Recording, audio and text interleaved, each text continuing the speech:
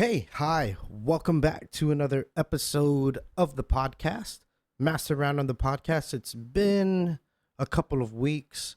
Took a little break and went on a family vacation. And usually, when I go on trips to the States, I try to throw in a podcast here and there. If I can, more than one. I usually try and get multiple leads before I head out there, and whichever's pan out according to the schedule, then we make it work. And I was able to make one work while I was in New York City. And if you've never been there, it's definitely a place you want to experience. It has so much history in regards to the United States and everything like that. And it's just a very, very old city. So much happening all around, all at one time. And so I walked from 7th Avenue, I want to say 42nd, 47th Street and Lexington, and walked all the way to 7th Avenue and 35th Street. So in New York City blocks, that's pretty far, but I think the one thing that I really enjoyed about doing it was the fact that I was able to really absorb in everything that was going on around me. When you're walking in a big city like that, people have open conversations with themselves, with a group of people, or with another person. And all the way from cars passing by to maybe a bird, the random pigeon. Uh, it's cool. It's cool just to take in big cities like that when you live on a really small, tiny island. And yeah, so I was able to do a podcast with Michelle Diaz. And before I get into talking about her, let's go into sponsorships. This episode is brought to you by Diaz Mortuary. They are a small, family-owned and operated mortuary that has been serving this local community here on Guam for over 45 years, providing the top-of-the-line funeral and cremation services during a time when it's absolutely needed the most. So if you're looking for more information on plans and services, do not hesitate to call or contact them at 477-1311 or visit the mortuary at South Route 4 in Sinania, right before you get to Chatwood Bridge. You'll see it, left-hand side, boom, right there. Check them out. This episode is also brought to you by our longest-running sponsor, Stroll Guam. Go and download the Stroll Guam app today, available in both the Apple App Store and the Google Play Store. There you'll be downloading the most convenient, affordable, and safest way to get around the island without having to use your own car. And for an added benefit of being a Master Random podcast listener, use the code word RANDOM19, RANDOM19, and get $10 off your next ride. That's it. That's all I got. For more information, go and visit the strollguam.com website today. Now, back to my guest on the show. I did this podcast at the Henzo Gracie Jiu-Jitsu Academy in New York City. And yeah, like I said before, I walked super far, and it was just very enjoyable to go in there. And as soon as to walk through the city, and as soon as I got there, I took in all the aromas of what it is to be inside a martial arts gym, which, if you do martial arts, it's sweat, blood, and tears, literally. So Michelle Diaz, she is a Chamorro-born woman living in New York City and has found her life in the big city through the Henzo Gracie Academy. And born on Guam, grew up in a little bit out in the States, moved back to Guam, then moved back out to the States and spent the rest of her life out there, and still has found ways to tie herself to the culture, found love in practicing Muay Thai and just a great person overall. I look forward to the next time she comes to the island so I can actually have her in studio. But enjoy this conversation in the middle of the Gracie gym, which was pretty cool. So you're going to hear a bunch of ambient noise going around. I mean, people hitting pads, people drilling.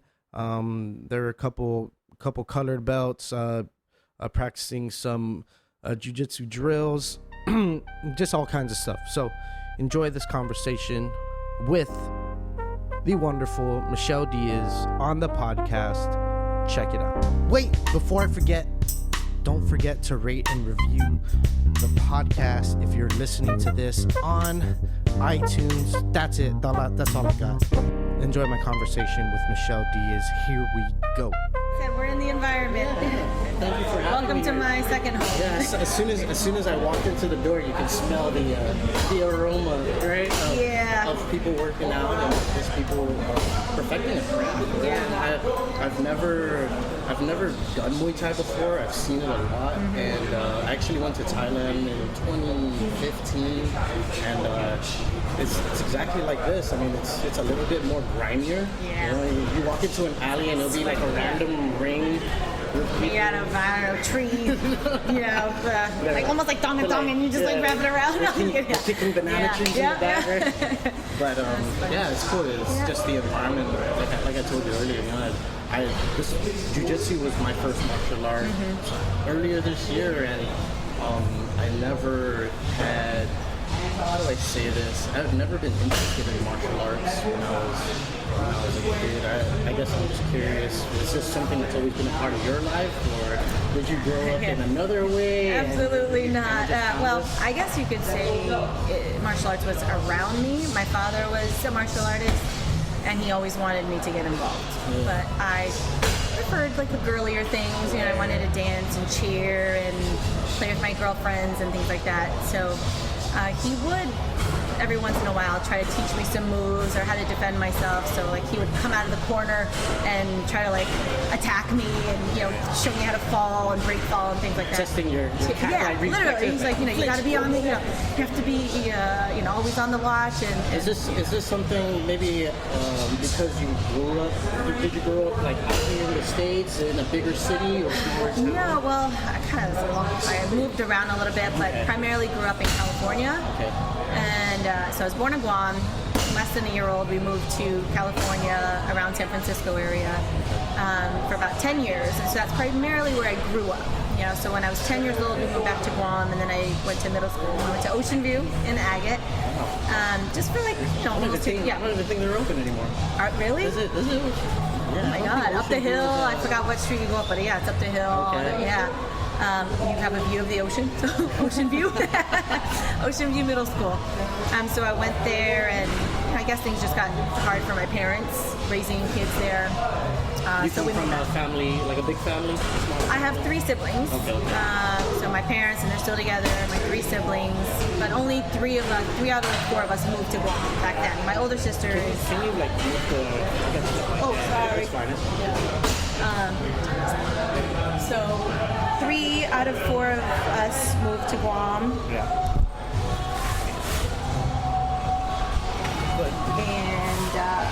And it was an amazing experience. I was 10, so it was kind of at a pivotal age, learning new things, being able to try new things. So were you considered the cousin from the States or something like that? I was just the girl from the States all around. The cousin, the girl, Cali girl.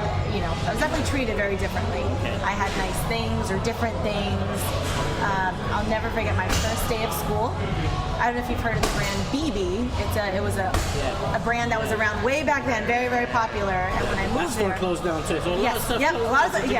That just ages me. So that was really big when I moved there. And my sister had given me all kinds of gifts, before, and gave me a bunch of BB shirts.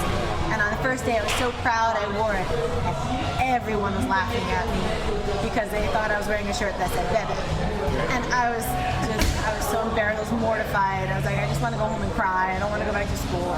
So that was my first day of school. Sounds like some middle schoolers on Guam. Oh yeah, it was so bad. And I'll never forget, there was like the biggest bully. I won't even say her name, but the biggest bully there was giving me so much shit that day. She was like just around me. Every time she saw me, I was like, so, gotta love Guam, good old days. Yeah. So I went to middle school there for a little bit, and then we moved back to California. How many years was this? Not even 2, like a year and a half. Okay. Yeah, it was hard, for my parents coming from good jobs in the States, going to Guam, not having anything, couldn't really find great jobs. We were talking about this, about like opportunity, right? Yeah. Guam, and back then, yeah, you're right. Back then, even more. Really hard, so much harder. Yeah. This is like late 90s.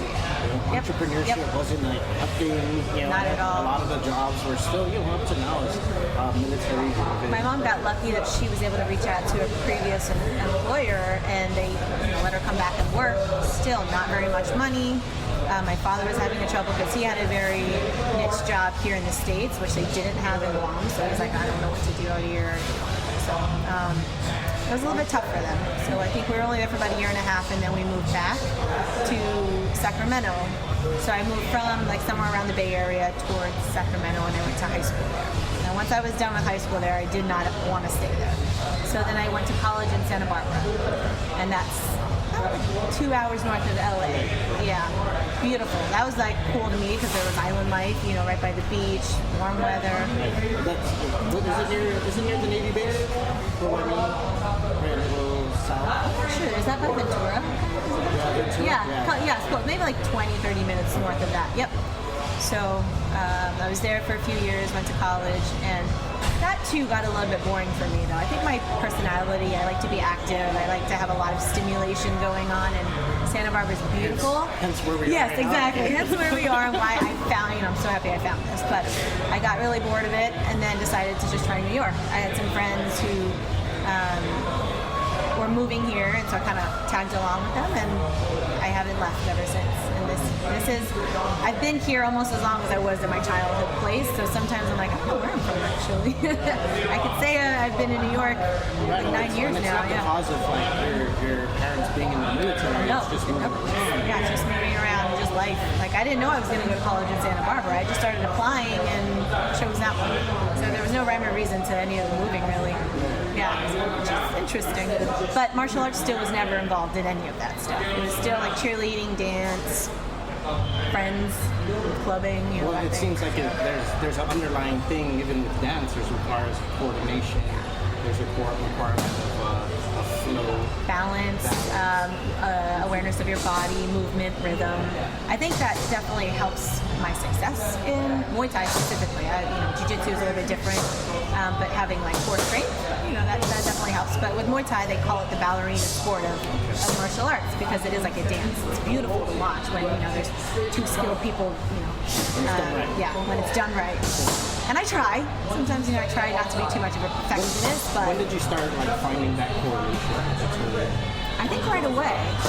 I fell in love with it because I found this sense of, one, it was a mental challenge and a physical challenge, but two, my coach, who was also my boyfriend, we were doing private lessons, and that was my initial introduction. So I got like nice one-on-one, and he had me dance around for a long time. My first few sessions were just footwork because he's really big on footwork. And I would just dance and dance, and I thought I was goofy. I'm like, this is so embarrassing. And I look back at the videos, and I was like, actually, it was pretty good, even though I was messing around. And he's like, look at you, like dancing around. You've got like, all these different good moves, cool moves, good footwork, smooth. And I was like, oh, okay. I guess it does translate a little bit. And then when we started to get more into striking and fancy skills and just everything, it just latched on really quickly with me, and I was natural. And I was only training for, a few months, and a lot of people thought I'd been training for years. So I caught on very quickly, and I fell in love with it quickly. It's the mental aspect of Muay Thai, right?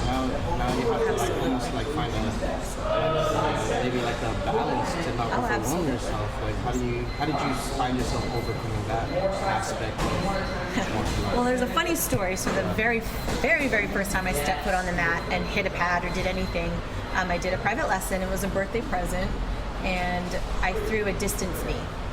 And I don't know if you've ever tried one of those, you get up on the balls of your toes, you kind of lean forward and back at the same time. It's kind of a weird weird movement if you do it for the first time. And he told me to lean back, and I leaned back, and I just fell, and as a back plant, basically. I landed on my head, bumped my head. I was like, this is really embarrassing. I never want to come back. I don't want to talk to you again. Like, I was just done. Because, you know, it's just in our human nature to be a little bit embarrassed, right? We feel like we're getting judged. Right, and even when you're like doing a new move. Just feel like, shoot, I'm getting judged. I look stupid. Or, you know, yeah. And then we apologize for it. But, so I fell back. I was mortified. Didn't want to get up again, but my coach was like, "Oh, it's okay. Get up. Let's try it one more time. Don't lean back so much." And he just continued as if it, no big deal. And I was like, "Whoa, this was weird." I was expecting him to laugh at me, and I expected it to go a different way. And when it didn't, there was just like this mental switch of like, wow, this is cool. This was really cool. And I was like, right, now I'm going to try it again. Now and less pressure than dance. Yeah, absolutely. And I was like, all right, we're going to get this right. And that's kind of how it started to become as a mental challenge for me. It was a mental, physical challenge, something completely new. And that was just learning technique. So that was fun.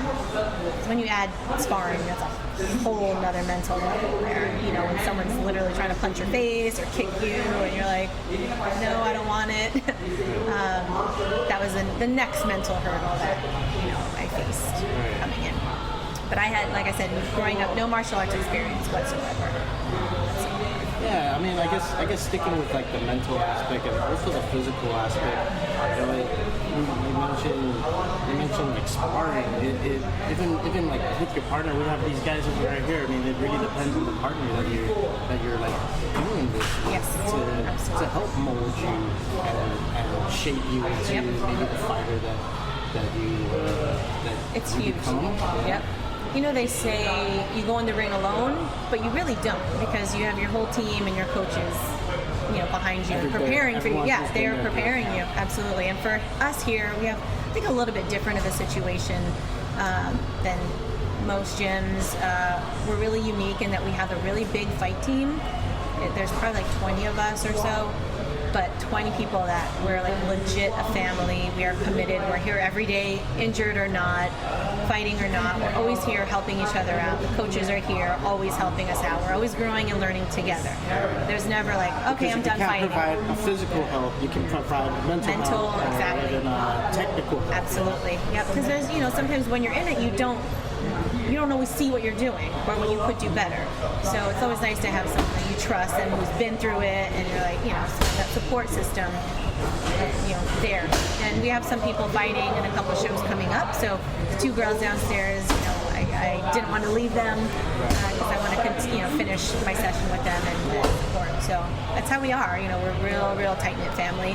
And I think I love it more because that's how we are. As a Chamorro culture, we're all about family. So for me, I'm like, it's definitely second home. Especially in a big city like this, right? Especially in a big city. Where anonymity is high and the care for people is low. Right? Yeah, very low. Nobody wants to give up a seat for a pregnant or an old woman. It's crazy. Right. It's really sad. Even with a busted foot, I'm like, wait, I can't sit down? Like, come on, guys. Pushing aside on your couch. Excuse me, lady. I'm fighting for a seat. Yeah. Like, can you watch it a little bit? They don't care. There's no regard. So it's a fend for yourself city, which I think that's why I love it. But then that's why I love the balance here. I come here and I feel at peace. I feel at ease. I feel at home. Yeah, but it just seems so backwards when you think about it, right? It's like you come from a background of a very small town place. Because I have friends here too who have been living here for 10 years. I'm like, why? Yeah. Why? My family still asks me that, like, why are you still there? And I had a chance to walk 20 blocks here, and I get it. I can really still get. You can actually be in your element, be where you want to. People having conversations, like open conversations on the sidewalk as you're walking by. And it doesn't really matter. When I think about the things that's going on at home, and how everybody is so involved with what they're doing, the business that like you're everything that everyone's doing. But that's just one, right? That's sort of tight community. But now you've found yourself in a city of millions and billions of people. Millions and millions and millions. Yeah. I think there's like over 1 million that even just live here, and then you got millions of tourists that come and visit. But you found your 0.0001% people that extremely matter to you, and that can guide you, at least everybody pulling each other through the city or through the city life. There's a lot of people that someone can have a bad day, right? And it's all away. And that's what happens. You know, there's a lot of people who won't leave New York just because of this gym or this program. Even though they might be unhappy outside of the gym, they look forward to coming here for a couple hours a day because it just makes it that much better. Right. So it saves lives. You know? And just in general, I think martial arts saves lives.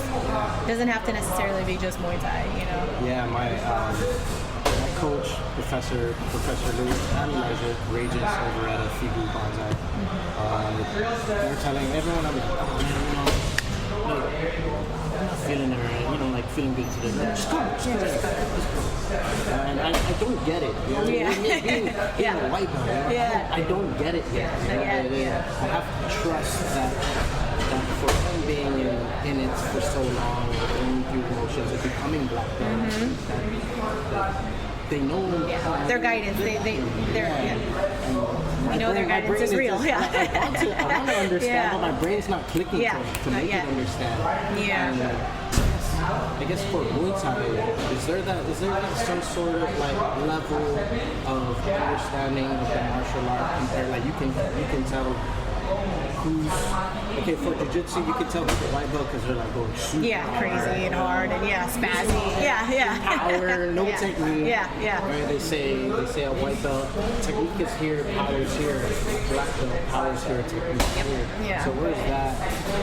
If you can find correlation with Muay Thai, where does that sort of lie in Muay Thai? Yeah, well, you can definitely right off the bat tell by technique. Just the way people move, hit pads, the way they spar. The newer people are just like white belts. They're a little spazzy, they're aggressive, they don't control their power, their technique is kind of all over, especially in sparring. They don't really have good defense. And we call it head hunting. So all they want to do is punch the person in the face. In Muay Thai, it's the art of 8 limbs. So you've got 6 other tools that they forget. Yep, elbows, knees, legs, feet and hands. So they forget and they use 2 hands for 1 target all the time. So you can definitely tell that. Or people that they just came from a street fight the night before. And most people that think, I've been in street fights, it doesn't matter. And then you get in here and somebody that knows what they're doing. It's happened sometimes. We're just like, all right, okay, so we got to put someone in their place. Like so and so, get on it. And like, oh damn it, you got to be that asshole. But for us, we know how to do it in a nice way. For sure. So we can embarrass somebody with like 5%, 5% power. It's just, defense and movement and technique overpowers aggression and emotion any day.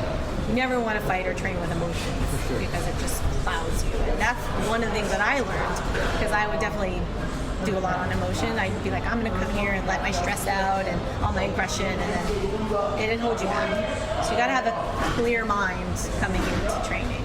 Any martial art. Like bringing in fuck that person outside, crossing the street. And if you try to be like, I want to fuck this person up, smash the pads, like, but then where's your technique? Oh shoot, sorry. You're like leaving your chin up in the air, you're punching, from your waist because you're on emotion. And that happens in the ring, people do that as well. But if you can find that balance and, get over that and use it as an art, then you find gold. For me, I started to realize like martial arts was a way of life when things started to change outside of my life. I used to work in corporate fashion. I hated it, and I was very stressed out. But then I realized it was me. I was the one that was unhappy with myself, and I was bringing the turmoil to my life. Did you find you were blaming the people around you? I was always the victim. It's like, they said this to me, and they did this to me, but it was never like, what did I do to deserve that? So I definitely started to notice a turning point when I'm like, well, maybe it's something I did that caused them. It's like, let's say if I punch someone in sparring, they don't like it, they're going to actually come after me a little bit more. That's just the nature of it, right? You're going hard? Yeah, you're going hard. You want to punch me? Like, okay. So then there's consequences. Remember, you have to hold the pads. Exactly. You're like, there's consequences. So in life, outside of this, I'm like, everything that I do, there's a consequence. So you stop and look, what did I just do? What did I just say to make someone feel or react that way to me? So it just becomes a way of life. in the smallest, weirdest of ways. And you've been doing Muay Thai for like 6 years. 6 years. Yeah. Okay. And how many years in did you finally did it finally click for you? God, maybe 2 to 3. Wow. Yeah, it took a little bit because again, we're human. It's like Sure. it takes a while and it takes a lot of beating. it takes a lot. But like you said, guidance. I was getting guided left and right, but if you're not open to it, it'll take a long time. Yeah. It'll take a long time. But once you do, you find the gold and everything. Ever since I had that moment, I've had a lot of things open up for me. Whether it was here in training, martial arts, career. Now I'm back in school. Trying something new. Taking my career and life to another level. Something that I don't think I ever thought I would do, especially at my age. I'm on the older side of the Muay Thai fighters, and fighting world in that sense. Old by no means, there's a lot of people your age who are in their physical prime. Yeah. I mean, so You just take a beating, and if you have time to recover and rest and make it a part. No excuses. You can make it work even at my age with my jobs, 9 to 5s, whatever. But it's a lot. You remember how we were talking about when you're taking on too many things. Right. I started to feel that way. At my point, You're just trying to fill up your life. Fill it up. And especially being in New York makes it worse because you've got the social aspect to it that you just add to your plate. And you're like, how many more things can I do in one day? And it gets a little bit exhausting, a little overwhelming. Right. Spread thin, completely. Very thin. That was me last year. Yeah. Last year, just completely thin. I literally had to shed everything off and take the thing that was most important to me and sort of put my all into it, because if I didn't, then I wouldn't have been accomplished, feel accomplished in what I was doing. And now that it's off the table, now I can start adding badges. Yes, exactly. Exactly. Nice. Yep. So you get it. Yeah. I mean, at this age, you have to. Yeah, I was just gonna say it. I'm like, you have to. Because even in my 20s, I thought I knew it all. Right? I started my career when I was 22, 23, and all right, making some cash. I'm back home. This is it. Don't have to worry about it. Playing in the band. Yeah. Nice. But it's but then you start realizing that I started realizing that I was putting stuff that didn't really matter, that wasn't important to me in my life. And then we learn to declutter it all. Right. So it's a little confusing, and as you're getting towards 27. I mean, when I started this podcast, I was 28 when I started this podcast, and at that point in my life, I was like, fuck, I'm almost 30. I'm not that happy in the relationship that I was in, and the things I was doing in my life, and playing music. For some reason, music was the absolute love of my life from when I was a teenager all the way throughout my 20s. And all of a sudden, I was falling out of love with it. So, did you play instruments? I do. I play the guitar, a little bit of guitar, but I'm mostly a singer. Oh, nice. So, I love to sing. I'm a karaoke freak. Oh, well, this New York is we love our group here. We have plenty of girls' nights, and we go karaoke. It's so fun. We're guilty. It's fun. That's fun. I can't say I sing very well, but I like doing it. The last time I was here, we were at a karaoke bar at 3 in the morning. Yep. Yeah. So goes on. You can find one that'll probably go till 6 a.m. You never know. I'm done by then, though. I'm like, I can't. My voice is gone. Maybe a couple too many at drinks. That point, I don't even think we were singing anymore. I think we were just yelling. Yelling. Good times. Good times. I guess I just going through the ages, right? I mean, throughout your 20s, you think we know it all, and now in our 30s, you're just like, fuck, okay, now we really don't want to be doing what we were doing when we were 20, 40. I'm like at this point like 30s is like a makeup. Yeah. 20s is like alright. You can try to make all your mistakes in your 20s, and then you start getting serious in your 30s. And it's so funny because I'm like, okay, are the 40s be that way? It's like, okay, so my 40s is my makeup time, but I really just want to spend my 30s like really getting to know myself, and thank God for this podcast. You know? Because it's like, it's given me the opportunity to meet people like you, people back home, and every time I travel, like nobody like tells me to go do this. I really just wanna make you curious to know like what are people around the world who have ties to Guam, both on Guam, because I really do the show on Guam. Also on the States, so when I travel, I'm like, where can I go? Who can I talk to? Like, I don't care where you're at. When I was in LA, I drove from San Diego to LA, talked to 2 people up there, and it was just like, all right. That's gonna be so cool. Yeah, and I still don't know what all this means, what it's supposed to mean, but I guess in your 30s, you're not trying to find sense in it. Yeah. You're doing it because you love it, you enjoy it, and if something comes of it, then great. You know, I feel like that. There's a reason for everything. You know, there's been a lot of hardships that I've run into over the last few years, but it's always like, why? And then I stopped asking myself why. Just let it be.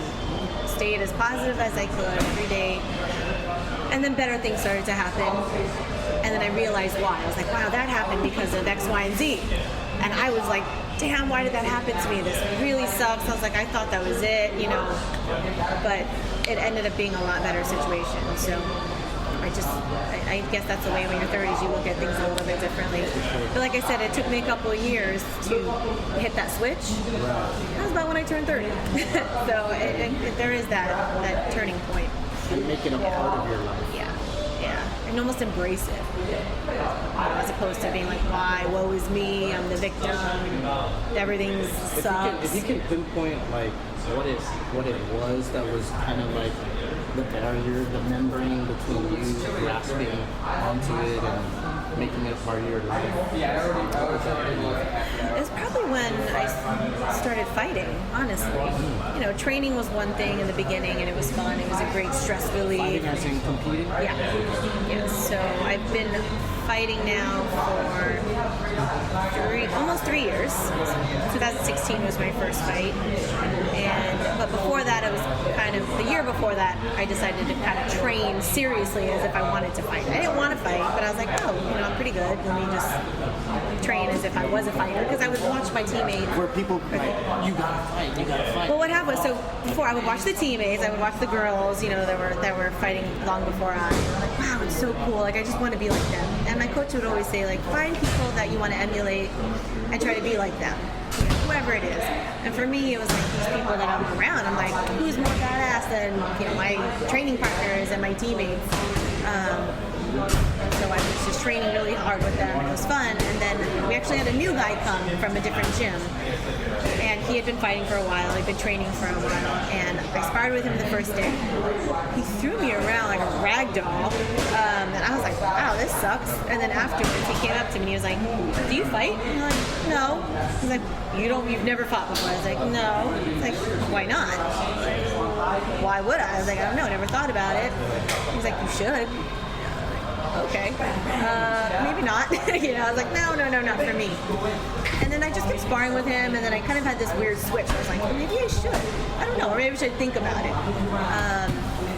And then the more I started to train with people and with him, and everyone was just like, wow, you're really good. Oh, crap, maybe I'm really good. And so there was a tournament that was coming up that happened to be in New York, and I was like, well, I could either give it a shot and try something new in my life and really challenging and be uncomfortable, or I could say no and stay in my comfort zone. People are believing in me and I'm not believing in myself. So I thought that was a big issue for me. I was like, wow, if I don't believe in myself, what am I doing in life? So I tried to find it through that. And it wasn't until, he came and I just saw things a little bit differently, and then I applied myself. And the coaching when you're in a fight camp, when you're a fighter, is just so different from being a normal student. It's grimy, it's hard, it's breaking down. It tests your mental strength beyond belief, physically and emotionally, mentally. I mean, I was like crying every day. I was like, am I doing this? I don't want to do this. You know, you go through all those questions and then doubt in your head that every fighter goes through. You know, and then you're about to step in the ring. You're like, well, am I ready for this? Am I good enough for this? What am I doing here? All the questions. You ask yourself all the questions. And after I finished my first fight and I won, I was liberated. I was like, oh my God, I could do this. I did it, you know, and I was like, holy shit. What was going through your mind, at least walking down to the ring and then sort of go into the ring? Well, it was really funny because that tournament was a little bit messy and we didn't know when we were fighting, which is pretty terrible. It kind of sucks. So I ended up falling asleep. I got my hands wrapped early in the day and they're like, I'll just be ready. And it was probably like 5 o'clock and I was really tired. I was like, I'm just gonna sleep. I've been waiting all day, haven't fought, probably won't fight today. Fell asleep underneath the bleachers. A couple of the coaches come over, Diaz, you're up. I'm like, whoa, where am I? You know, the darkness underneath the bleachers. I'm like, what? So I didn't really have time to stress. And they allowed me, you know, I went, they're like, we gotta go get your gear. So I went and got my gear and I got to warm up for like 2 minutes, hit some pads. I was so nervous. I was like, this is really happening. Like, I'm about to get in the ring. Like, oh crap. I get in the ring. I look at my opponent across the ring and she seemed a lot bigger than me. You know, they look like giants when they're across the ring. And the bell rang, and I don't really remember anything, honestly. I just remember being like, blurry, not really knowing what the heck was like a car crash. Hence the whole thing, like when you tell someone who's like hit that level, you have that mental switch. Because in the beginning, you're just kind of aggression and emotion, and it's just like not really knowing where you are in your space. And with time and practice, then you start to find that. And once you find that, then it translates definitely to training. You might get tired in training, but you're like, I'm okay, I'm not tired. I gotta push through. You know how to push through without like gassing out or something, you know. So it was a crazy wild ride. Yeah, they'll train you to the point to where when you're physically exhausted, all the training, that's when all the training. That's when it kicks in. That's when it kicks in. The mental strength. We were sent a video before our first fight. There's 12 of us fighting that weekend. And our coach sent us a video. It was like the Navy SEALs training, like that Hell Week or whatever you want to call it, where, you know, they really try to break everyone down and see who's last man standing kind of a thing. And it was really cool to see because that just really motivated and pumped us up. A lot of us, you know, really related to that and pulled on that. It's like if they can do it, we can do it. It's all mental.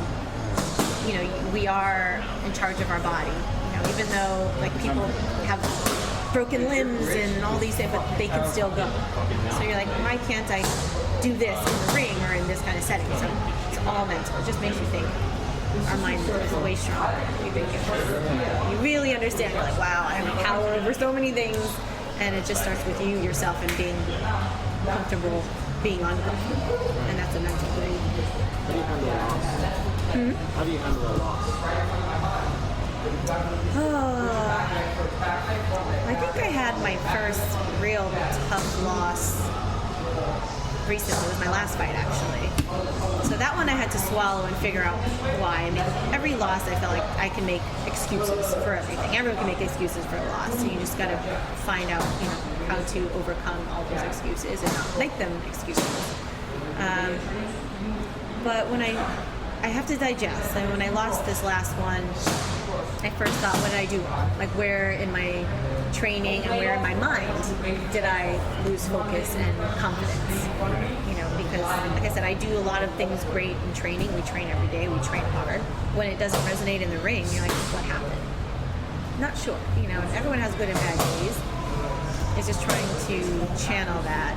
And so I guess I just try to digest where I went wrong with that. And most of my losses were big deals in a sense. Like, they were probably the most important fights that I've ever had. So those are painful. Those were a little bit hard to bite. But again, just digesting it and realizing, like, you know what? not going to make me who I am. That loss, no one's even going to care. Maybe, but I'm not going to care. I'm going to like use that to fuel me, do better in training, train my mind, to stay sharp and focused even through tough times. Because during my fight camps for most of the fights that I lost, I had a lot of things going on. Again, too much on my plate, spreading myself too thin, mentally, emotionally, physically, just not right. How much do you have to clear during a fight camp? As far as my schedule? What you're putting in? Oh God, I mean, we train really hard. When we're in fight camp, we do 2 to 3 hours a day, and it's hard. I don't know what other fight camps are like, and I'm sure every fight camp is hard, but it's really intense. So all day long, I'm making sure I eat and drink enough, mentally preparing for what's about to come, because I know what time I'm going to be there, and I know what to expect. You almost build up a little anxiety. So I try to get a little bit early to training, and clear my mind, do some warm-up, footwork, movement stuff, just to get my body nice and warm. But it's tough still. It's a lot, because then after the training is done, you're exhausted physically, mentally, emotionally, and then you got to go home and think, all right, I got to make sure I fuel properly and take, drink enough to replenish everything that was lost, and it's just constantly in the back of your head, everything that you do. Is that something you're really tracking specifically, at least your diet? I mean, a lot of people do really intensely. Are you having to cut weight? I was going to say, a lot of people do it more because they have to cut weight. I don't cut weight. I'm a small person. I think the most I had ever done was like 7 pounds, and that everyone laughs at. And I'm like, whatever. It's a lot for me, okay? Yeah. So when you're small, it's a lot. So, yeah, and I'm always the smallest one training, so I give everything all the time. In your division, do you find yourself being the smaller person, or? I'm usually the taller one. Yeah, I'm tall and skinny for my weight class. I fight in like 105, and you walk around 112, 113 on a good fat day. Eating everything I want, great. I love donuts. Everyone knows I love donuts. Unfortunate. I know, I love donuts. I eat donuts every day, and I'm trying not to. But yeah, so. Yeah, thankfully I don't have to cut too much weight, so I don't suffer too much. But when I can't eat and drink everything for like 2 days that I want, I'm like, God, this sucks. Then that's that mental challenge that you got to get over. You're like, I'm sacrificing something that I do all the time. That makes me comfortable. Yeah, I've talked to a few fighters on this podcast, and they're like, yeah, the weight cuts get pretty tough. Heard they're brutal. They get really rough. Yeah. It's even like cutting water at the correct time. Yeah, it's a science. I mean, I still do something like because water retention at some point your body will trigger and it'll tell itself, oh shit, you don't have water. You need to hold on to water. Yep, You're gonna that's what it does. So even the slightest little bit screw you up. Right. Yeah. Anything more than an ice cube, you're like, oh, be careful. Yeah. And it happens. And let that ice cube drip off a little bit before you put that in. Or like, you gotta just let it rub it on your face, It's nothing like, so I'll like drink a cup and then spit it out, but I'm like, maybe a little bit got in there, sorry, So everyone's like, stop doing that. Yeah. So you stop. You're like, okay, I think I drank a little bit. I drank a little bit more. Because it's just uncomfortable for me because I don't have to, but people will do it for weeks at a time. For sure. I mean, I was even talking to his name's Gregory Monk, and he's a bodybuilder. He goes, man, they're intense. 6 weeks of chicken and like chicken breasts and water. Spinach or chicken breast and water is and not really seasoned chicken breast either. And when you're putting yourself through that diet regimen, that fucks with you mentally. Absolutely. And you start. You start to doubt yourself. You'll start to doubt: am I losing my muscle? Am I losing my strength? Am I losing my cardio? Because that's what diet does to us. It fuels us. So when you're depleting it, am I getting what I need to perform correctly? So it does again become a little bit more of a mental game. What do you think is your hardest? I guess during fight camp leading up to the fight, what is your hardest aspect, or just like what makes it challenging? mean, if it's not the Yeah, because I can eat. It's not the diet because I eat whatever I want. It's like fried rice today. No. Yeah, I do. After training, I'm like, yeah, fried rice, fried chicken. I have. It's so good. You know, my teammates hate me. They're like, oh, get away from me. And then I still have a cookie. There was a funny story where we were actually at a tournament and I had a cookie before weigh-ins, and they're like, what the fuck? You know, like, Diaz, you had a cookie. Sorry, I got called out. I was like, sorry. Oh, I was so embarrassed. Yeah. Oh, I was so embarrassed. I'm like, sorry, guys. Yeah, like I said, I don't cut any weight, so I was like, I'm on weight. You know, I'm good. Why can't I have a cookie? But I would say the hardest thing through fight camp, I think it's physical energy loss, because we train really hard for like 2 to 3 hours, and if I'm at school or work and I don't feel properly, my training really drains me. And again, I'm the smallest person, so I give 100% every time, because I mean I do anyway, but like I really have to give a little bit more to keep up with the bigger people. They push me around a lot, you know, so I got to make sure I stay strong in there, where if they're going with me, they can take it a little bit easy, you know. I mean, I give them a hard time, but for the most part, it's physically exhausting for me. And then having to go home and be like, all right, I have to work, I've got to cook, I've got to clean. There's no rest time. And there, you know, I don't really get a day of recovery because I'll usually work on that day off or something. So it's just physically really exhausting for me. I've gotten to a place where mentally I'm okay. So balance is really your biggest challenge. Yeah, definitely. Just because, again, I spread myself a little thin. I do a lot of stuff. Work, school, training, and then if I'm here, I'm helping out, whether I'm training or not. So just long days. But over the years, everything is sort of intertwined with this. Your life here and your life outside. Yeah, it does. Yeah, especially because, you know, like I said, my boyfriend is my coach, but he's also the head coach of the Muay Thai program. So because of that, I'm here a lot. You know, I love it. I've definitely learned to, like I said, it's a part of my life now. I love being here, but it gets exhausting. You just have to be somewhere, and you don't want to be. If you just want to take a moment, like not for nothing, I had a really tough day today. Probably one of the toughest mornings I've had in a very long time. But I'm here, you know, helping my teammates out for their fight. Injured, not, like, doesn't matter, you know. Training, I tore a ligament. Yeah, sparring, and not even sure how it happened. I just remember feeling pain, and I went off after the round was done. I looked down and my toe was crooked. I'm like, oh, that doesn't look right. You know, I then proceeded to train though for like a month to almost 2 months.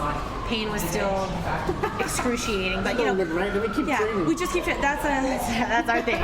Doesn't matter the pain. You're uncomfortable, just put some tape on it and you're good.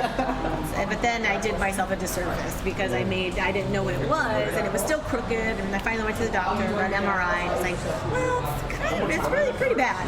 So it's the plantar plate on the bottom of my second toe that ruptured on one side, so that's why it's really crooked. So now I gotta stay off of it for at least 2 months. Yeah, after the 2 months that I was already injured, so it's been like 4 months. I'm going nuts, like I'm not being able to do anything. Yeah, for sure. I mean, I cut my hand washing a piece of glass, and then it cracked. Yeah, and I sliced my hand, and the first thing I thought was like, shit, I can't train, you know? Yeah, that's so good. Yeah. Me, I mean, for the last maybe, I want to say like 2 months, I've been really serious and just trying to apply myself and doing jiu-jitsu. That's awesome. And really learning the craft and learning about myself, I guess. Mm-hmm. And trying to find that, right? That thing that this 1 week, this 1 to 2 week, and okay, so this happened a week before I started my travel, and so in my head I'm like, oh shit, oh no, 2 weeks before I started my travel. So in my head I'm like, oh my god, okay, this is gonna take at least a week and a half for me to, and it looks deep. For it to heal. Yeah, oh my god, it's still, I got 3 stitches on it. Oh my god.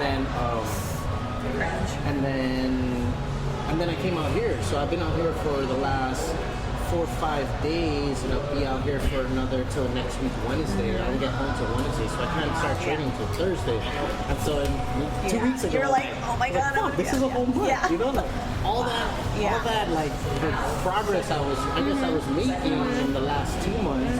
I'm like, now I'm taking like a whole step back of just of being injured and going on vacation. Yeah. Living the good life, huh? Maybe not the injury part, but yeah. But yeah, it's another thing that I'm definitely battling. It's for you now. It's completely a part of your life. You've been doing this 6 years, and now you're out for the next 2 years. At least 2 more months. Yeah. It sucks, but again, being uncomfortable, I've learned how to deal with it, and I'm pretty resilient. So I've been doing other things. I can't do squats. I can't, ride a bicycle with my feet. So I've taken up swimming, which has been awesome. It's funny to believe I'm not the best swimmer, or I should say I'm not technical. You throw me in the ocean, I'm good. I won't drown. I float. I swim really good. Can do it. Yeah, I'm like, I do this. I'm good. But if you're like, okay, breaststroke, freestyle stroke, I'm like, what? Put my hand like this, push the... No. It's too technical for me. Use the water to propel you. Yeah. That's what someone said. They're like, you have to push the water. I'm like, I don't know what you're talking about. I'm just going to throw me in there and I'm going to go. I have a friend who can swim like an actual fish. Yeah. It's crazy. Move your... My cousins are like lifeguards and they've been like swimming they swam from, I think, Molesto to Cocos Island. Oh, yeah. They're like serious. They do shit. They do crazy stuff. I'm like, oh man, okay. So that's not me though.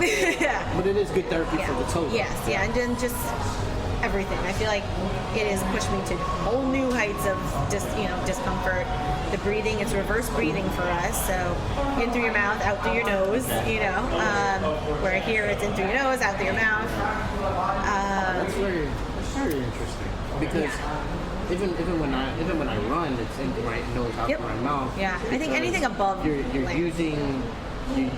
using less energy to bring in oxygen through your nose, and it doesn't require quicker to release. Right. Yeah.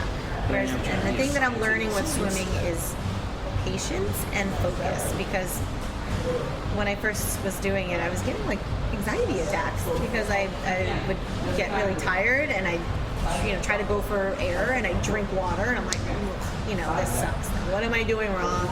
It was because I just wasn't focused and I wasn't patient. I was just trying to go, and I'm like, all right, let's figure this out. Stay calm. You've done this shit before. So I was like, all right, and I just started to watch. I took a moment. I'll watch some of the people what they're doing, and I started to get it. And I was like, I'm just teaching myself, which is also more fun. I can easily take swimming lessons, but I don't want to. I'm gonna figure this out on my own. Have fun while I'm doing it because it's only temporary, right? I'll probably continue swimming more than I ever did before, but it won't be I won't be going 3 times a week, You won't be competitive. Exactly, with myself. But it's taught me some other things, and then not for nothing. I'm getting buff up top. I'm doing lots of upper body work, so hopefully I'll look like a triangle soon. I'm gonna be that guy that you should work out your calves a little bit. You forgot leg day. But yeah, my aunt, we always say I have chicken legs, and she's like, you know what that's called in Chihuahua? I was like, no. She goes, patas mano. I'm like, oh, don't tease me. I was like, but these patas mano can kick really good. Does that count? Yeah. It's trained. Yeah. I was like, they're good legs. They're good legs. Yeah. Oh, it's so funny too. But yeah. Do you see yourself going, taking this something serious? Of course it's serious. Yeah. You're doing it. Like professionally wise? Like professional, going pro. It was a consideration, but probably not. I don't really see a reason for it at this stage. I love it, and I'm just glad it's a part of my life, and it's going to stay a part of my life. Where I feel like, when you become a professional, it's a job, and I don't want it to be a job for me, because I just love doing it now. I enjoy coming here, and when I'm in fight camp, it's only for a short period of time, so I know it's going to end. That whole imbalance and stress and all that stuff, it's going to end. And then, I have a break and then I start up again, but when you're pro, it's all day, every day, and there's more grind to it. And not to say I'd fall out of love, but like I think it would just change things for me, change the dynamic a little bit. I just enjoy no pressure. I'm an amateur. I can say amateur and compete till I'm 50. You know, you go pro, things change a little bit. And here in the States, there's a difference between amateur and pro. So you don't see yourself, I guess, taking your day 9 to 5 and switching it out. No, I guess you can never say never. Because knowing myself, you never know. I'm pretty competitive. I like to try new things and put myself in uncomfortable situations. Exactly. So I'm like, I put myself in uncomfortable situations all the time. So who's to say that I won't? You know. But yeah, right now I love it so much, and I'm also just really small. So there wouldn't be a lot of fights for me here in the States. So it wouldn't make sense for me to do it here unless I wanted to travel abroad a lot. Like, Asia's got a lot of smaller fighters that would be. Is it common for female Muay Thai fighters at least like Thailand or something like that?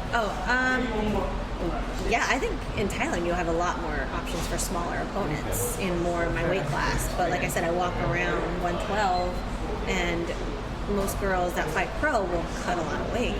I mean, I've teammates that cut a lot of weight, and I know what they do. And I'm like, I literally fought someone a couple fights ago who is fighting like 3 weight brackets up, who in the same bracket as one of my teammates, who walks around like a lot heavier than me. I was like, but that's the game. It's like how they just cut so much weight, and not that it means anything, but there's not a lot of option for being small. Yeah, and I guess that can put you at a physical disadvantage too. Just a little bit. As far as like when you have someone who walks around and maybe 125, 130, and they put that weight on, and you find out you're 112 and they're 120, which that happened to me. It was insane. I did not cut weight for a fight, and this girl cut weight. I was so tired. Like, by the second round, I was like, I think I gave everything. I just like imposed my will and gave it my all, and then I was like, damn, she's heavy to move around, and like, and it does, because then you have your adrenaline and your mind and everything. And again, that's the part of martial arts, is trying to figure out that balance of staying mentally strong and like composed and being in charge of my physical body. My mind was like, you got this, you can do this. But my body's like, oh, fuck. Like my hands say, just keep your hands up. And I was like, just like clinching with her. My arms just lost all my muscles. My lactic acid was like ridiculous. Yeah, through the roof. I'm like, oh crap. Yeah. I'm like, oh god. Yeah. So it was bad. But again, learning lesson. I loved it. But will I do it again? Probably not. It's a little disadvantage, and like I said, we can make excuses. Sometimes being a smaller fighter is better than being, against a bigger fighter, but I don't want to have to do it. It's just, that's the reason there's weight classes. So if I'm going to fight bigger for no reason, why put myself in a dangerous position like that? Yeah. I just lost my train of thought. There's something that I really... Maybe it's the buzzer that's going on. I think the buzzer. No. The buzzer just like... Yeah, you're like, wait. Oh, shit, there it is. Yeah. Okay, we're talking about the weight cuts and... Weight cuts, training. Yeah. Goodness. See what else, yeah. Where you at? Anyways, it's okay. So how does at least having ties to the Guam culture tie into all of this? Having the Guam culture? Yeah. What's crazy is I've always loved my island. I rep as much as I can. But I think Muay Thai it allowed me to put it out there. Like, it gave me a platform to really let people know about Guam. Because a lot of people have no clue. And when they're like, Guam bomb, what is that? What does it mean? Like, well, I'm from a place called Guam. Have you heard of it? No. So that's like one of the best things. And it's a low-rider truck. Yeah. Actually, it's a hoopty, It's a real broke down car. That's the word I was thinking for. Yeah, it's a hoopty. The States would call it a hoopty. And when I say that to them, I'm like, what? I'm like, yeah, I know, it's really, it's endearing to me at the same time. Because when I lived on Guam for those couple of years, we didn't buy a new car when we got out there. So we went, I don't know, to our cousin's friend, whatever, and bought some cars. And my mom had an old Camry, and it was like kind of rusted at the bottom, of course. And the person that owned it before wanted like that loud muffler sound, but didn't want to pay for the good mufflers, so they like poked holes in the muffler or something, and it just sounded awful. Like, you know when people like make those farting noises when they put their arms up? Like, it sounded like loud farting noises, like times 1,000. It was so awful. And I heard, so when she would be picking me up from school, Like it sounds fast, but it's not going fast. yeah, no, it's like, I don't know how to explain it. It was so bad. It was embarrassing as a 10-year-old. You know, you're like, oh. And I could hear her coming up the hill. I'm like, that's so crazy. I'm like, no, it's not me, it's not me. I was like, you just stay down there, I'll walk down the hill. I'll meet you there. I'll meet you there. So it was embarrassing. So I was like, oh, we own a Guam mom, you know? And then my dad, I appreciated the Jeep. He had a Jeep, but it was an old Jeep that didn't have any windows or coverings, and all the interior inside was kind of like ripped up and it scratches you when you're sitting on it. It's just, and whenever it rained, we were screwed. But I was like, oh, now we have another Guam bomb. It's perfect. So I had 2 of these, and I was like, oh man. We always just laugh. I'm like, wow, we own Guam bombs. And you know that song? The song that goes with the Guam bomb? Please tell me you know that song. Bye. Your mama drives a Guam bomb. She left it in Tucson. You live in Santa Rita. No, I don't. Why don't I know this? It must, maybe it's a Santa Rita thing. I don't know. My mom's from Is it Santa an Rita. actual song? Like, I was taught this Okay. when I lived on Guam. You know, they taught me this song. So did you hear it on the radio? yeah, no, you know, I don't even remember. It might just be my cousins, my friend, yeah, native family, yeah. Okay. But they were singing like, and they were playing it on the guitar like it was a real thing. I was Okay, like, this is a okay. real song. It's definitely okay. It's a backyard jam. Yeah. So I was like, oh man, okay. So I think, well, you know, having a fight name was never something that I wanted, but it was just kind of funny because everyone's like, what are we gonna call you? You know, you gonna put Diaz? I'm like, what, Guam Bomb? It's gonna happen. And then I started putting it on all my clothes, and everyone's like, what is Guam Bomb? What is Guam Bomb? And it was so cool for me because I was like, oh, well, let me tell you what Guam is, and let me tell you what a Guam Bomb is. You know? Conversation started. Yeah, Icebreaker. absolutely. Yep, absolutely. So it was cool. So for me, like I said, Muay Thai's been a platform. Never thought I'd be, I mean, on Instagram I have a couple thousand followers, and I'm like, who are these people? You know, but at the same time, I'm like, well, I'm hoping to get more out there. The more people that know of me will know about Guam. For sure. You know, and that's, I mean, I try. But also on the same token, it's a lot of people who are on Guam who know about you. Yeah. And that's, I think it was a blessing that I was able to go there in 2016 when I did, because How long I was had, it before 2016? maybe 10 years. Okay. And it's different. Oh man, that was different. In what respect? I don't know. I just remember it being, because we went back for my grandmother's funeral the last time we went before that, and it was just, I don't know, more of an island vibe. I don't even know how to explain it. It didn't seem so busy. Now you're an adult, right? Yeah, so maybe that was it. But yeah, I felt like there was just more of a culture there. There was not as many big buildings. And I don't know. Like I said, maybe I was a little bit skewed growing up versus when I went then. And then when I went in 2016, there's just a lot more life, like American culture. I don't know, all the fancy restaurants. I'm like, I went to all the franchises. Yeah, all the franchises, and you know, I'm like, wow, this is not what I remember. Right. Yeah, and it might not be that different, but it could have just been my perception back When in then. 2016 did you come? Because I was around FestPac also. August. We went in August. Goodness. No, FestPac was definitely earlier than that. Okay. So FestPac is the festival of the Pacific Arts. Oh, So, I think it was right after that, because I think I had seen like a bunch of 27 postings and stuff, and I remember sharing stuff. So I think it was after. Yeah, 27 nations came to Guam, and they all shared the So culture. cool. Right. I saw the videos. The place is beautiful. I wish I was there. Yeah. But it was cool. But when I went, I had my first couple fights. Actually, I had my first 5 fights, and I won 2 belts. And so I was 5-0, 2 belts, and it still didn't mean anything to me. I was like, whatever. But then we went and we trained at Guam Muay Thai, because we're like, is there a Muay Thai gym here? We need to work out. You know, even on vacation, you still have to train. But we fell in love with them. Everyone there was so awesome. I don't know if you've been to the Muay Thai gym, but you should definitely check them out. I'm definitely aware. Yeah.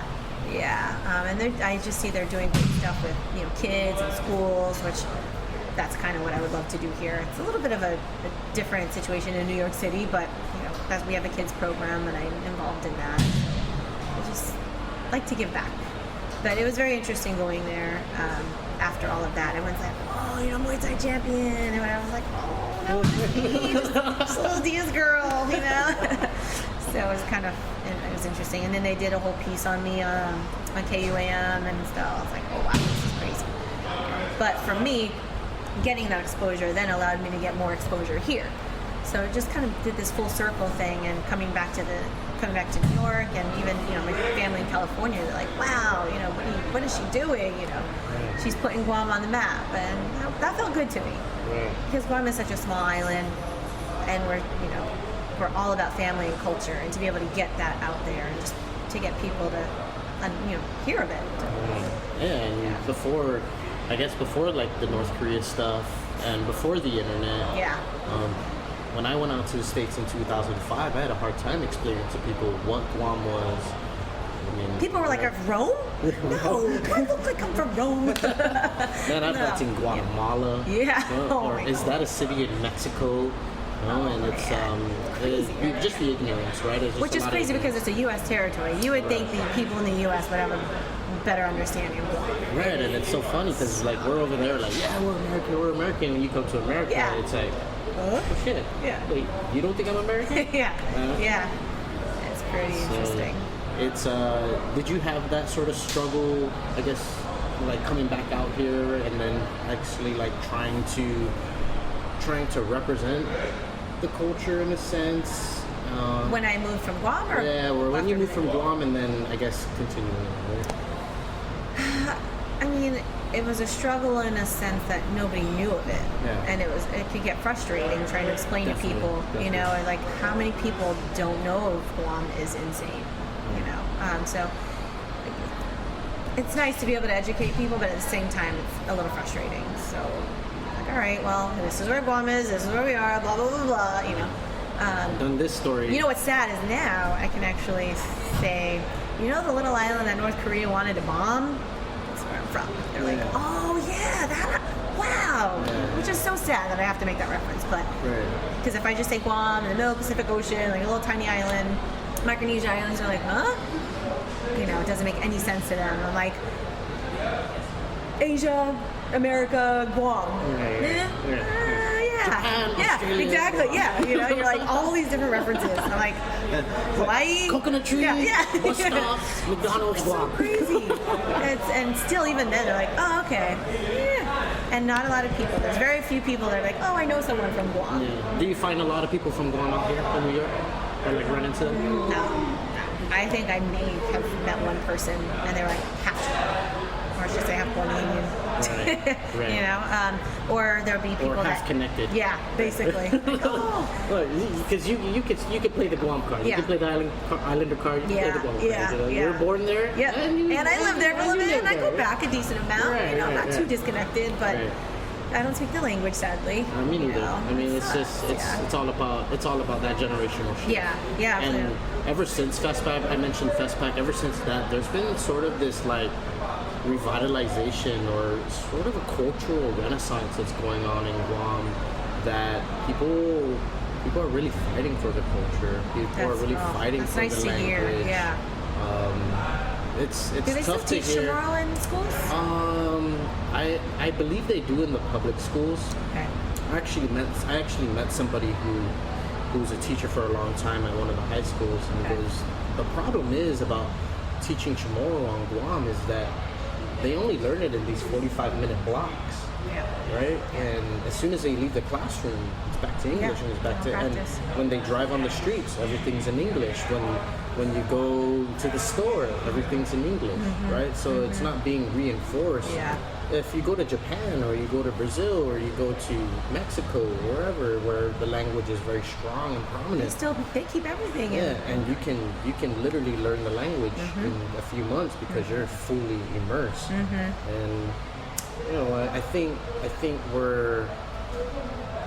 I'm not like spearheading or like a big proponent or a big part of that cultural or Renaissance movement. It's people around me or people there who are really in it, and I admit that. Yeah. You know, I don't spend my day like learning the language or practicing traditional art. Like you said though, who are you going to talk to? I mean, you have to have someone else that's doing it with you. Right. You know, and if you're not your circle, your whole circle isn't on the same page, then. But the thing is people are trying now. Okay.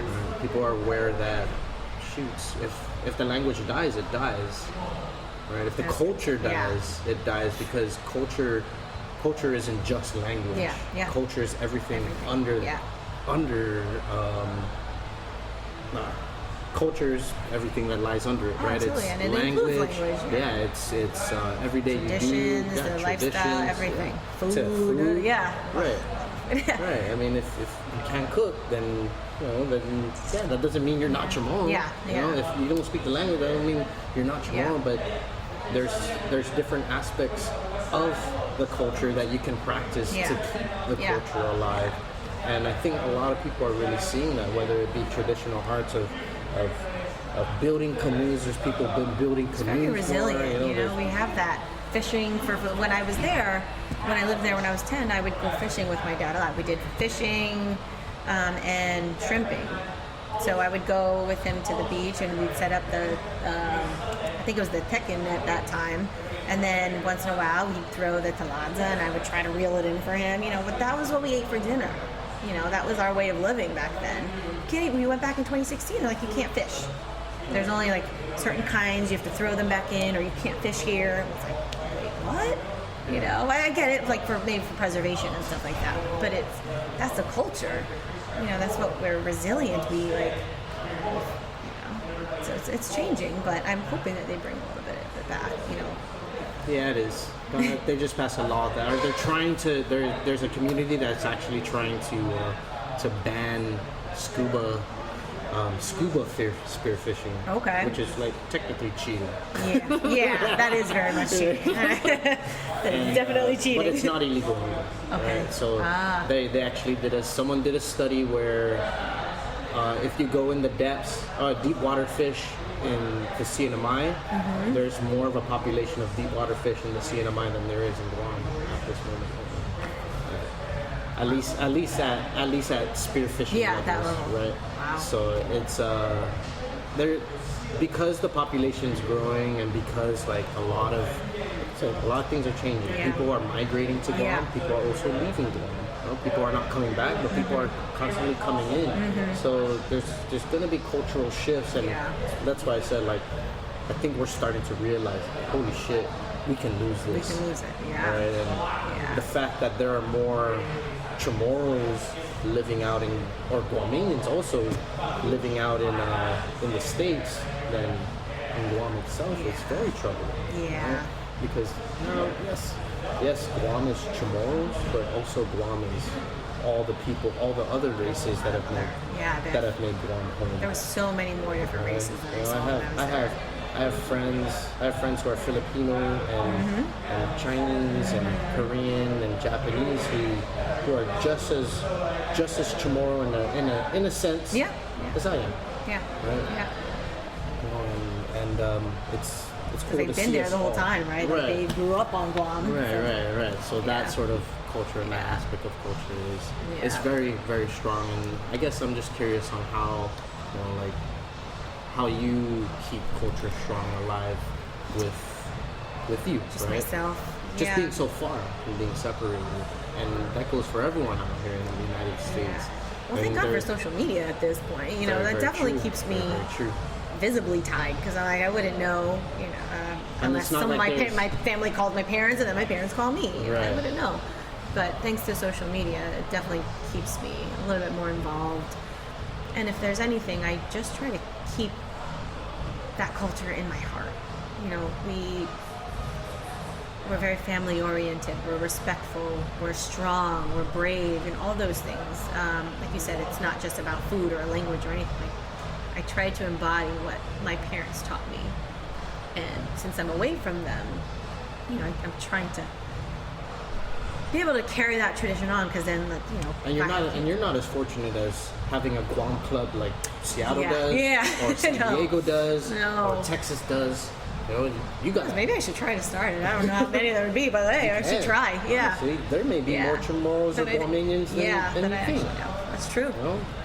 Actually, look, you just gave me a new project. Like, literally, I'm like, I guess I'm gonna have to do that now. Go start a Facebook group, right? Literally. Chamorros in New York. Calling all Chamorros. Can we get together somewhere? That'd be kind of awesome. Or even just Guamanians, right? Yeah, I mean, people who are tied to the island. Yeah, that's true. And I think it's I find appreciation in like coming out and doing like podcasts with people who live out here in the States, because now I'm finding for myself, whoa, there are people in obscure parts of the States. That's so cool. Amongst millions and millions and millions of people, you can find at least one. So in your interviews outside of Guam, what have you found people, do to stay attached to the culture and stuff? Ooh, that's anything very that interesting. stood out to you? Yeah, anything that stood out. I can't speak directly for the people who I have like talked to, but from what I've seen, it's mostly on the West Coast, right? So there's always a big surrounding of or big group of people from Guam that they can sort of attach themselves to. Maybe not completely, right? But there's still that sort of knowing sense that at any time, if I'm feeling homesick or I'm feeling lost, I can go back to these people and they can sort of give me that. Yeah. Right? But that's not for anybody in particular. Yeah. That's a general understanding of maybe what I've heard, right? Yeah. It's I can see how maybe it can be a challenge for you to stay culturally involved, and thank goodness, right, for social media. Yeah. If it wasn't, you may be completely detached. Yeah. Besides your family out here. So. Yeah. And even my family's not even here. They're all in California, so I'm a lone wolf here in New York. They're at the Guam Club, right? Yeah, exactly. They go, oh my God, they have their Chamorro friends all day. They go golfing. My parents are always throwing parties. I'm like, geez, they're connected. Right. My parents, I appreciate that. So whenever I go home, I still have tons of cousins. So we always get together, and that's one thing I miss the heck out of, is just the family time. So when I go, I really try to embrace that. It's crazy, it's chaos, but I love it because I don't have that here. Right. Cousins doing crazy things, but that's what I love, and that's what I grew up around, and I'm okay with it. Yeah, I think it's a tough thing. It's a tough thing for a lot of people to leave Guam in the first place, right? Is to leave that. For me, I mean, I've been on Guam for the last 9 years, and I keep telling myself, all right, next year is going to be the year and leave. And it's just like, in my heart, I'm like, oh man, what if I don't want to leave this? All my close friends are here, my cousins are here, my dad's here. What if something happens to any of them? Don't even get me started on if something happens to my parents. I'm like, right, and so it's for me, that's been a challenge personally of uprooting myself again. Back then in 2005, I had no choice. It was like, you're going to college, right? You're gonna get an education, and whatever you do after that, that's up to you. I don't know. But now, as a full blown adult, to where it doesn't my decisions only matter. How do I say this? My decisions I make is only lays upon what I really want.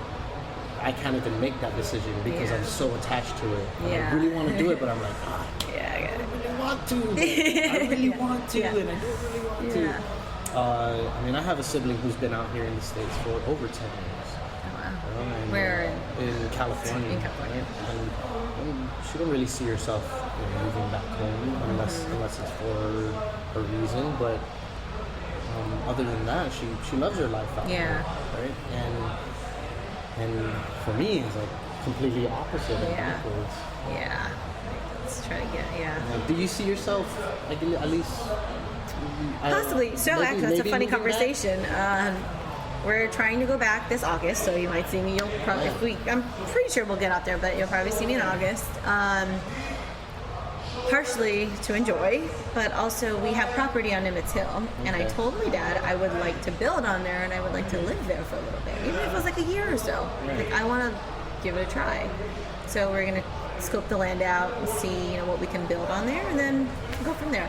Yeah. So I would actually like to live on Guam for a little bit, and then just kind of circle myself back to the roots and just get in touch with the island again. It's so beautiful. You know, we went in, like I said, 2016, and regardless of what was new or changed, the island is still beautiful. Right. You know, it's home. And I think it'll be what you make of it. Careful, you might stay for 30 years. I know. Hey, you know what? Who knows? Look you at know, me. my boyfriend's in New York, or born and raised, so we would definitely be like going all over the place, you know, at least to see his family. But yeah, we are down to give it a shot, try it out for a little bit, which I'm excited about, because I remember it being so lovely growing up. And yes, I was a kid, but I'm like, now I want to experience it as an adult, you know, see what it's like. And if it doesn't work out, we always have a place to come back to. Right. You know, so that's nice. But yeah. Well, shit, I think this is towards the end here. Yeah. Yeah, That was amazing. Thank you so much. It was nice to, hear somebody with a Chamorro accent. You know, it's kind of nice. It's very heartwarming for me. Like, I was hoping in my head, I was like, What does this guy sound like? but also I'm like, am I going to stop talking? Because you know when you're around, when I'm around my cousin or my family, like, starts to come out a little bit. I'm like, oh no, don't do it, because then it sounds funny because I'm not quite. Don't do it. Yeah, you know, like don't do it. You're gonna sound stupid. Yeah. But it happens, but I love it. So it was cool. But Yeah, I'm sorry I didn't join the class. Maybe the next time That's I'm okay. out here, Yeah. I'll do Absolutely. it. It's just. Hey, I played tour guide too. Yeah. This is only my third time here. And my parents are like, so where's a good place to go? I was like, this is gonna be a long day. Sheesh. But yeah, that's some good stuff. Those are touristy places. So Yeah, it's good. yeah. So I mean, and I told them Staples.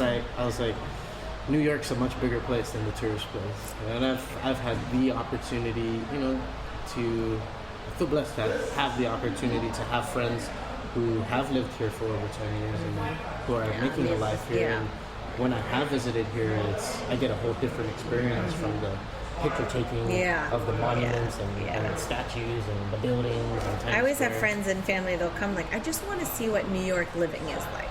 My little sister came and visited me a month or so ago, and she's like, I just want to, like, treat me like, like I live here. I'm like, are you sure? Okay, sure. I even brought her to work with me. I was like, you're sitting at the front desk, answer the phones, take messages, I was like, this is what it's like, and made her want to move here, but she will never leave home. She's the baby, so she's stuck to mom and dad for a little bit.